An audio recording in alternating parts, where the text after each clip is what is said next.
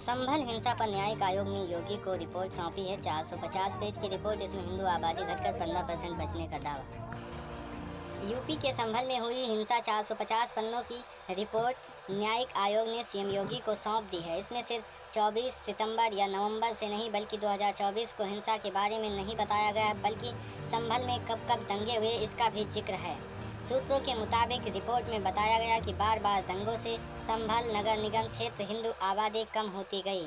अब वहां पर सिर्फ 15% हिंदू आबादी बची है, बाकी पलायन कर गई। आज़ादी के वक्त यानी 1947 में संभल में 45% हिंदू आबादी थी। 30% हिंदू जनसंख्या पिछले 78 सालों में घटी है। संभल के पिछले साल जामा मस्जिद के सर्वे के दौरान हिंसा भड़क गई थी। इसमें 4 लोगों की जान गई थी। 29 नवंबर 2024 को यूपी सरकार ने हिंसा की जांच के लिए न्यायिक आयोग का टीम का गठन किया था। इसमें इलाहाबाद हाई कोर्ट के retired justice Devendra Kumar Arora, retired IAS Amit Mohan और रिटायर्ड आईपीएस अरविंद कुमार जैन शामिल थे।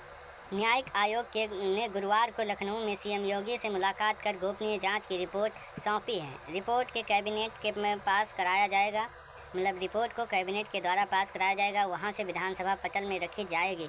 अरविंद कुमार जैन ने बताया, हमने एक बिंदु को देखा है, जितने गवाह हैं उनके भी बयान लिए हैं, जितना भी कर सकते थे उसमें किया है। अब तक 15 दंगे हुए, जबरन धर्मांतरण कराया गया।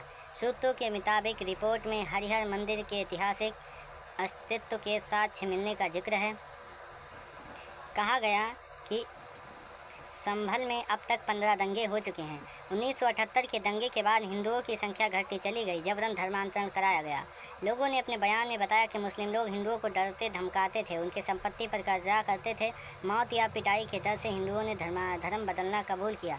संभल में अभी भी सैकड़ों की संख्या में हिंदुओं की संपत्तियां हैं, लेकिन उनके मालिक हिंदू वहां आते जाते नहीं हैं। नतीजन कुछ पर लोगों ने कब्जा तक कर लिया है।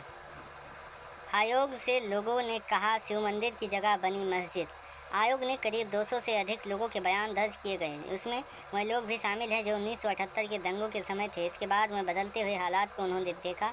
लोगों ने आयोग को बताया, पहले संभल में शिव मंदिर हुआ करता था। वह लोग सोमवार और सावन के महीने में पूजा अर्चना करते थे। वहाँ अब मस्जिद बन गई है। पहले जहाँ हिंदुओं का कुआं हुआ करता था, जहाँ से हिंदू अपने धार्मिक तीज त्यौहार पर कार्यक्रम करते थे, उस कुएं को बंद कर मुसलमानों ने चबूतरा बना दिया है। संभल के लोग बोले, हालात बहुत गंभीर हैं, सेना की तैनाती हो। न्यायिक आयोग में अपना बयान दर्ज कराने 2 व्यक्तियों से दैनिक भास्कर ने बात की। संजय कुमार गुप्ता ने कहा, संभल के हालात बहुत गंभीर हैं। आयोग ने हमारी सही स्थिति को बताया है। संभल में सेना की तैनाती की जानी चाहिए। प्रशासनिक अमला बढ़ाया जाना चाहिए ताकि हिंदुओं को सुरक्षा का एहसास हो सके। श्री ओम चंद्रा ने बताया, 1947 में देश की आज़ादी के समय के संभल में 45% हिंदू प्रतिशत आबादी थी। आज मात्र 15% आबादी बची है। न्यायिक आयोग ने सही रिपोर्ट सौंपी है। आने वाले समय में अगर यही हालात रहे तो यहाँ हिंदू और कम हो जाएंगे। यहाँ से मुख्यालय 25 किलोमीटर दूर है। यहाँ फोर्स आने में समय लगता है। इसमें सुधार की ज़रूरत है। संसद वर्ग की मुश्किल बढ़ सकती है। रिपोर्ट में कहा गया कि साजिशकर्ताओं को यह पता था कि वहाँ सर्वे होना है। प्रशासन ने संभल जामा मस्जिद के प्रबंधन को इसकी जानकारी दी थी। संभवतः वहीं से सर्वे की बात लीक हुई और भीड़ जुटी। रिपोर्ट के बाद संभल के सांसद बर्क की मुश्किल बढ़ सकती है। इसमें सामने आया है कि बर्क ने तुर्कों को भारत का असली मालिक और दूसरों को नौकर और गुलाम बताया था। 24 नवंबर के सर्वे के दौरान हिंसा में 4 की हुई थी मौत। संभल की जामा मस्जिद को लेकर हिंदू पक्ष ने दावा किया था कि ये पहले हरिद्वार मंदिर था, जिसे बाबर ने 1529 में तुड़वाकर मस्जिद बनवा दिया। इसे लेकर 19 नवंबर 2024 को संभल कोर्ट में याचिका दायर हुई। उसी दिन सिविल जज सीनियर डिवीजन आदित्य सिंह ने मस्जिद के अंदर सर्वे करने का आदेश दिया। कोर्ट ने रमेश सिंह राघव को एडवोकेट कमिश्नर नियुक्त किया। उसी दिन शाम 4 बजे सर्वे के लिए टीम मस्जिद पहुंच गई। 2 घंटे सर्वे किया, हालांकि उस दिन सर्वे पूरा नहीं हुआ। इसके बाद 24 नवंबर को सर्वे की टीम जामा मस्जिद पहुंची। मस्जिद के अंदर सर्वे हो रहा था।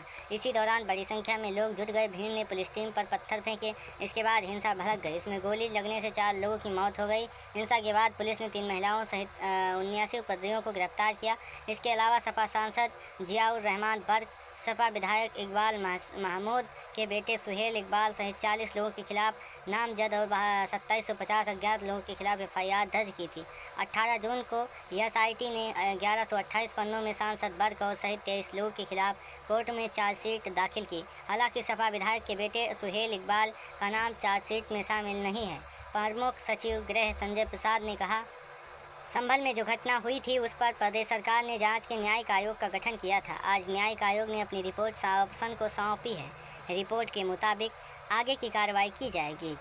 जिले में कानून व्यवस्था को लेकर प्रशासन पूरी तरह सतर्क है और किसी भी प्रकार की शांति भंग कोशिश बर्दाश्त नहीं किया जाएगा। सुरक्षा, विकास और कार्यों की प्राथमिकता देते हुए सभी संबंधित अधिकारियों को दिशा निर्देश जारी किया गया है। भाजपा बोले, संभल में हिंदुओं को कत्लेआम हुआ, यानी कि कत्लेआम हुआ। भाजपा सरकार प्रवक्ता राकेश त्रिपाठी ने कहा, मानव जीवन के लिए सुरक्षा महत्वपूर्ण विषय है। जहाँ जहाँ सुरक्षा के एहसास का अभाव होता है वहाँ से व्यक्ति पलायन कर जाता है। संभल में जिस तरह से लगातार बार बार दंगे हुए हैं और हिंदुओं को कत्लेआम हुआ, उससे बड़ी संख्या में संभल से हिंदुओं को पलायन करना पड़ा। संभल हिस्से की जिस तरह से रिपोर्ट आई है वह दर्शाती है कि संभल में बड़ी संख्या में हिंदुओं का पलायन हुआ है।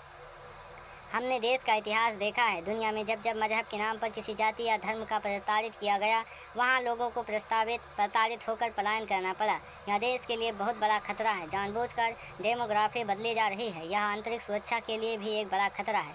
समाजवादी पार्टी के सांसद रविदास मेहरोत्रा ने कहा, संभल पिछले 9 साल से जो हिंदू पलायन किए हैं इसके लिए भाजपा सरकार जिम्मेदार है।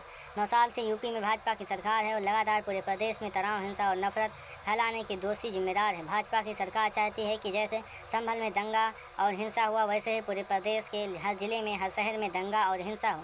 भाजपा चाहती है कि प्रदेश का हर हिस्सा संभल बन जाए।